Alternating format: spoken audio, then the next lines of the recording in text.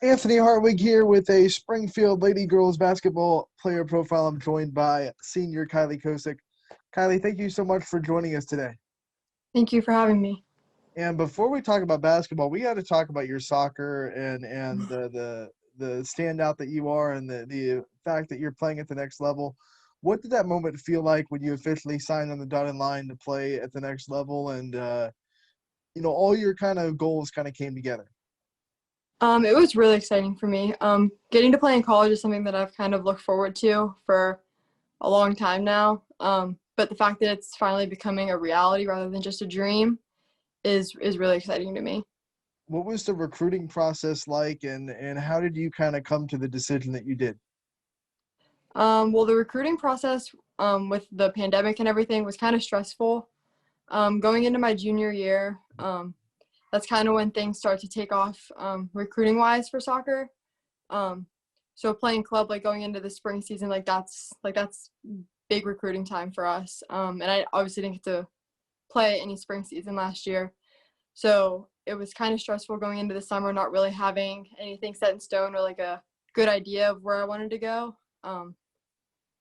But once I went to a camp at Slippery Rock when I was a sophomore, so I kind of had like a background and like a foundation of what I wanted, and everything that I decided, like, it always just went back to Slippery Rock, how much I liked it, how much I liked the coach, and it just kind of fell into place once the high school season started in the fall.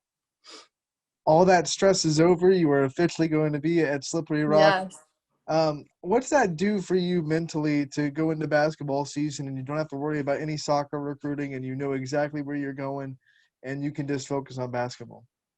I would say it's definitely a weight lifted off my shoulders. It's one less thing to have to stress about and worry about. But at the same time, like, it just makes me want to work harder and keep pushing myself to continue to do what I've done so far to get me to this point in my soccer career. Now, basketball makes you a multi-sport athlete. What's the mental aspect like switching from one season to the next and trying to, go from soccer mindset to basketball? Um, well, up until this year, I never really had an issue with it. Um, Obviously, it was kind of hard for me to go from soccer to basketball just because, um, like, soccer is kind of my sport. Um, but this year, like, it was kind of different because it's my last season of soccer, so it was a little bit harder of a transition um, going into basketball. But as the season went on, it became a little bit easier, I guess. You are a senior on the basketball team that has a lot of young talent. What's it like, guiding these young players and seeing them grow and improve in the program? Um, well, it's definitely an aspect of leadership. Like, I feel like I really have to take on that role of senior leadership. Um, like, we have, like, obviously we have two girls that they started last year as freshmen, so they kind of have a little bit of experience. But like, we have a freshman that plays and a sophomore that didn't play last year.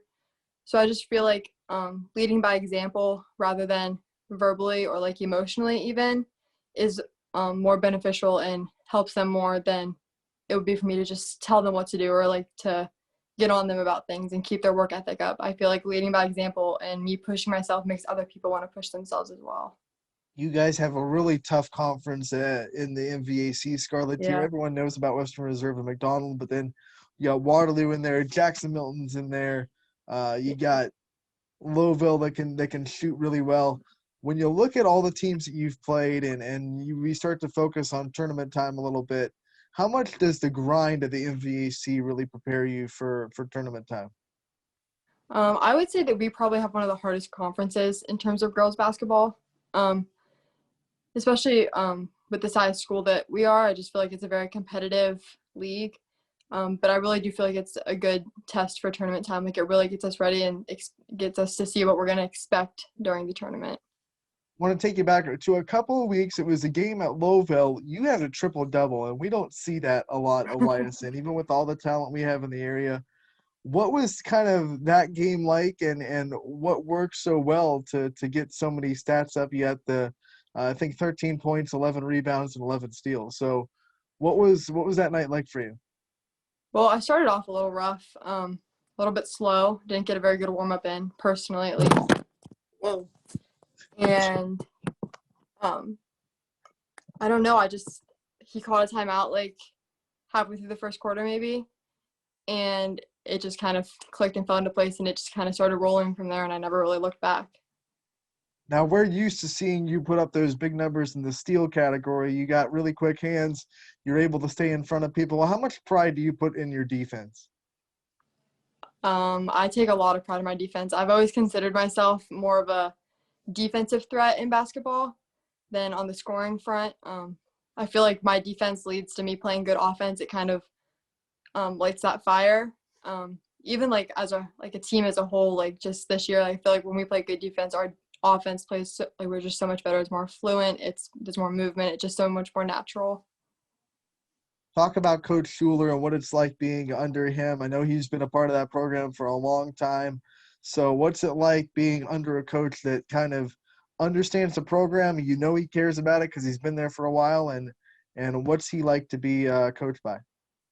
He's a really good guy. He has been around for a while. Coming into my freshman year, there were a lot of juniors that year.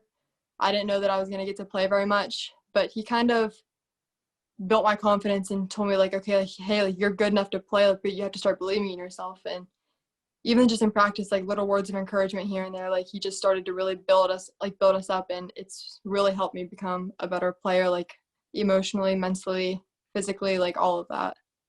We all get to see Coach Schuler on the sidelines. What are some things you can tell us about him that maybe we don't see in the game? Maybe his practice mentality and some of the things he does that go past what he does on the sidelines. He's a very competitive guy.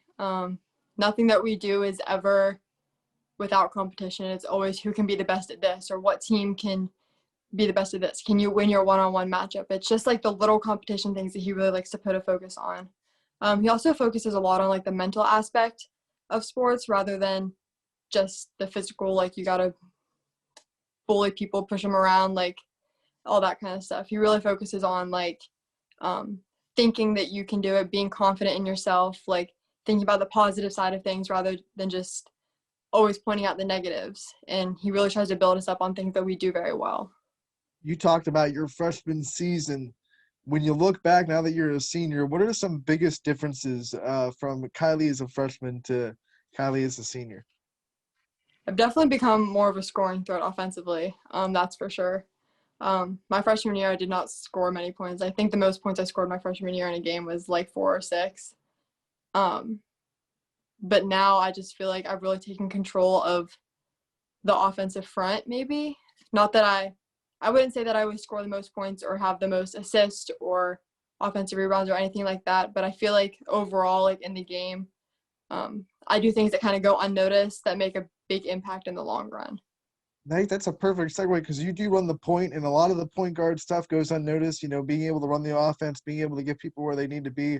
What's your mentality like when you get to do all the little things that kind of go under the radar in a basketball game?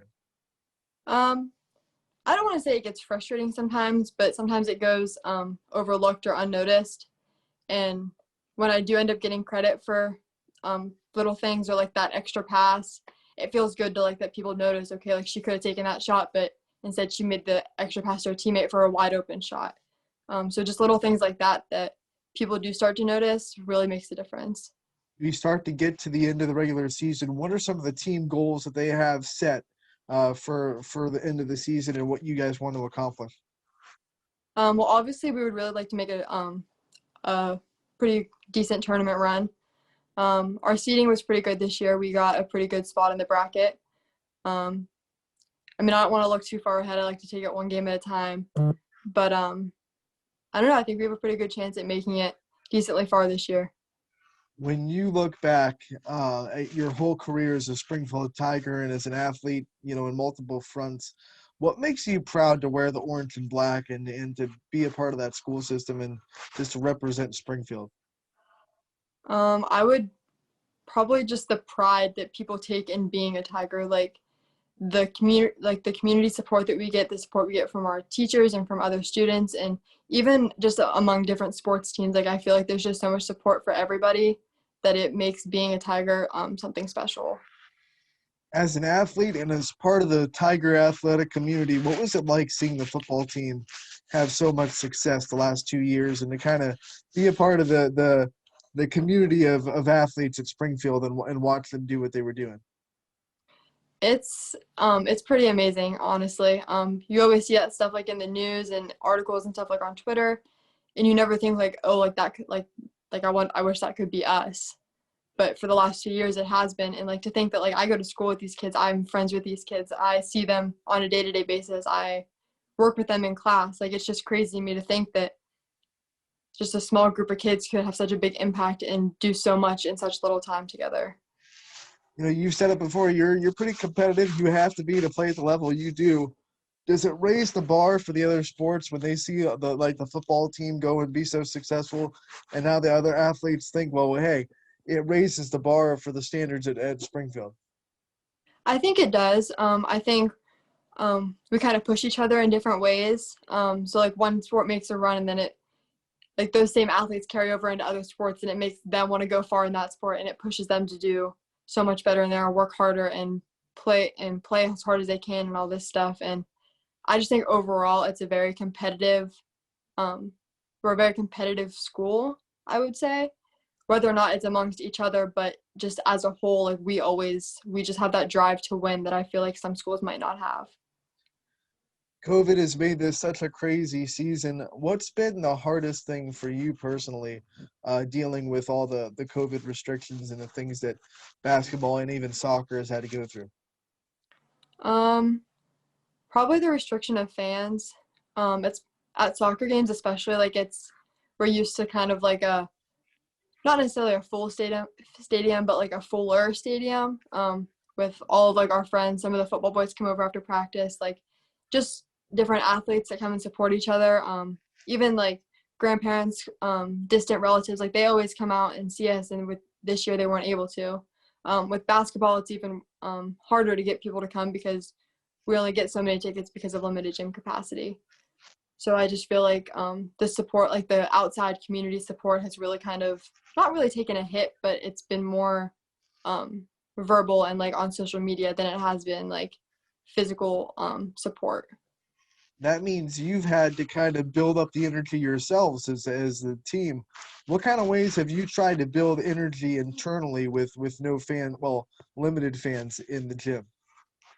Well, we always try to hype each other up. When somebody falls down, you go over, you help them back up, you slap them on the back or on the butt, and you just get up and you start clapping for each other, start yelling, you yell for that and one. Even Coachschuler gets in on it. He's yelling from the sidelines all the time. It's just you just got to make the most of it, because you just got to kind of be free is how Coachschuler kind of says it. When you play free, everything just kind of happens, and it's fun, and it's weightless. It's just the sport. Do you have any pregame routines that you got to stick to, or you're going to feel real off the rest of the night? I do. I am a very superstitious person. Usually I get dressed in the same order every time. I wear most of the time the same socks, same headband most of the time for games. Even like I used to eat the same thing before every game. I mean, that's kind of changed a little bit since I've gotten older. But just like the little things, I use the same water bottle. It's just the little things that I feel like if even something little goes wrong, that it's gonna affect my game. Well, now that you have gotten older, what is your favorite pregame meal? Um, as odd as it sounds, I usually eat Chipotle before games, but That's the greatest answer we've gotten in all of our interviews, because most people say, oh, something light, or I don't really eat food before the game, and here we go with Chipotle. yeah, definitely Chipotle. What makes the Springfield Gym home to you when you get to go in there and you have your home games? It's an iconic gym. It's got the old time feel. What kind of things make it home to you? Um, Honestly, there's nothing like playing at our gym. Like we go to all these other schools, and sometimes you walk into the gym, it just kind of feels cold and not welcoming. But I feel like you walk into our gym and the fans are kind of like right there on top of the court. Like everybody's so intense and involved in the game, and it just really feels like there's so much support surrounding you that there's nothing that could be better than that in a game. All right, before we let you go, what has been your favorite memory with this basketball program over the last 4 years? Oh gosh. Probably the stuff that we do outside of basketball practice. We do, like, on a normal year, we would do, like, a little Christmas party, or, like, we call it a Teamsgiving during Thanksgiving. I just feel like stuff like that helps with the team bonding, are the things that you're going to remember when it's all said and done and you're graduated and you have a family and stuff. All right, Kylee, thank you so much for joining us Thank you. this week. Good luck the rest of the season, and we'll talk to you again real soon. Thank you.